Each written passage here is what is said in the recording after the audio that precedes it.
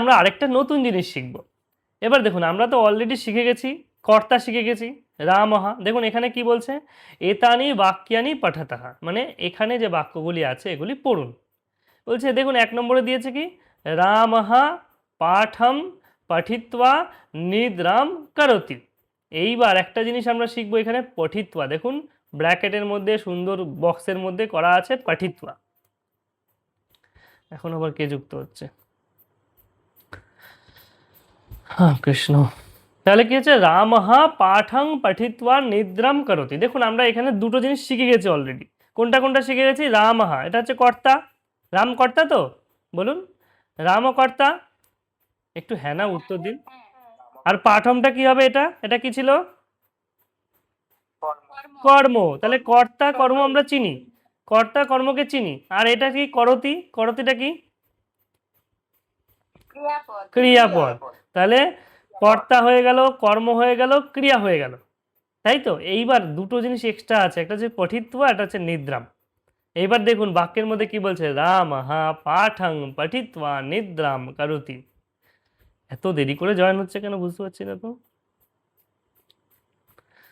তাহলে রামহা পাঠং পঠিত্বা নিদ্রাম করোতি।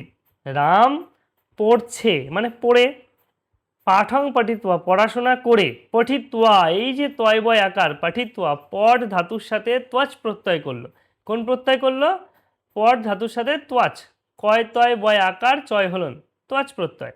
প্রত্যেকটা প্রত্যয়ের দ্বারা আমরা সংক্ষেপে আরও বিষয়টাকে লিখতে পারবো।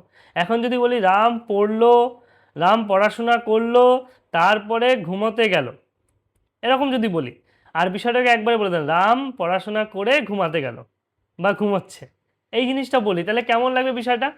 কোনটা সোজা? এটা সোজা লাগছে। তার জন্য এই যে ব্যাপারটা আমরা করলাম, শিখলাম, সেটা কি? ত্বচ প্রত্যয়। পট ধাতুর সাথে ত্বচ প্রত্যয় করা হয় পঠিত্বা, খাদ ধাতুর সাথে রূপ করা হবে হবে খাদিত্বা। ঠিক আছে, এইভাবে সব রূপগুলি আসে।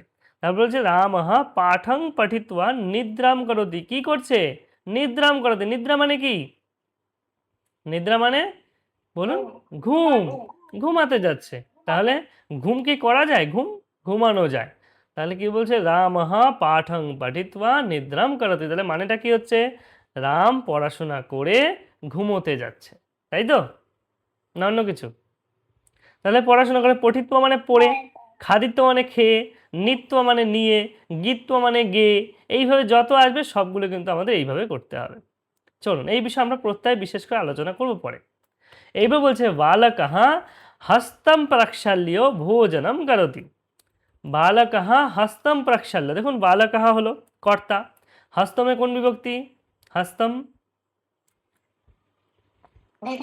দ্বিতীয় বিভক্তি, হস্তম। প্রক্ষাল্য। এবার দেখুন প্রক্ষাল্য, আমরা ত্বচ প্রত্যয় পড়লাম। এবার ত্বচ প্রত্যয়ের মতনই আরেকটা প্রত্যয় আছে, সেটা হচ্ছে লপ প্রত্যয়।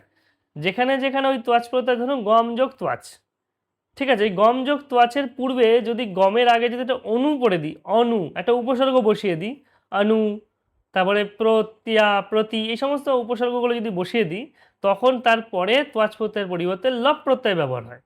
এই বিষয়ে আমরা বিস্তারিত আলোচনা শিখবো। আজকে শুধু এখানে সংক্ষেপে একটু মানে এটার ভূমিকা হচ্ছে। প্রাক্সাল্য, তখন লব প্রত্যয় দ্বারা রূপটা হয়ে যায় লয় জফলা। এই সে লয় লয়ে, লয়ে জফলায় প থাকে, সেখান থেকে শুধু জফলাটা থেকে যায়, প্রাক্সাল্য। ঠিক আছে, প্রাক্সাল্য। তাহলে কি হচ্ছে, বালকঃ হস্তম প্রাক্সাল্য ভোজনম করতি। তাহলে কি করলো? বালকটি হাত ধুয়ে, প্রক্ষাল্য মানে ধুয়ে, ধোয়া, ভোজনম করতি, ভোজন মানে কি? খাওয়া, ভোজনম করতি। তাহলে বালকটি কি করলো? হাত ধুয়ে খাবার খেলো। ঠিক আছে, ভোজনম করতি মানে খাবার করলো না, খাবার খেলো। পরিষ্কার? তারপরে বলছে ছাত্রাহা পাঠং পঠিতুম বিদ্যালয়ম গচ্ছন্তি। ছাত্রাহা, ছাত্রাহা বলতে কি? ছাত্রের বহুবচন। আর না হলে ছাত্রা বলতে স্ত্রীলিঙ্গে ছাত্রা, ছাত্রার বহুবচন ছাত্রা, লতাহা। তাহলে দুটোই হচ্ছে, ছাত্র ছাত্রৌ ছাত্রাহা, ছাত্রা ছাত্রে ছাত্রাহা, দুটোই হয়। তাহলে আমি পুংলিঙ্গই ধরছি, ছাত্রাহা পাঠম পঠিতুম পড়ার জন্য। এই যে পঠিতুম, এটা আবার আরেকটা প্রত্যয়, তুমুন প্রত্যয়। তুমুন প্রত্যয় করলো এটা, পঠিতুম বিদ্যালয়ম গচ্ছন্তি। দেখুন বিদ্যালয়ে হয়নি কিন্তু, বিদ্যালয়ে দেয়নি, কোথায় যাচ্ছে? বিদ্যালয়ে, কিন্তু বিদ্যালয়ম দিল। তাহলে এখানেও একটা কর্ম, এখানেও কিন্তু একটা কর্ম, দুটো করে কর্ম আছে কিন্তু।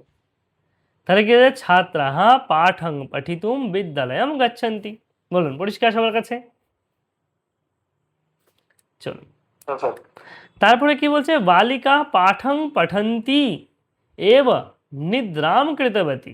এইবার দেখুন বালিকা পাঠম পঠন্তি, এবার পঠন্তি কেন দিল? এটা বুঝতে পারলেন কেন দিল পঠন্তিটা? কে বলতে পারবেন? বালিকা পাঠং পঠন্তি, পঠন্তিটা কেন দিল? দীর্ঘিকার কেন দিল? পঠন্তি কেন হলো জানেন?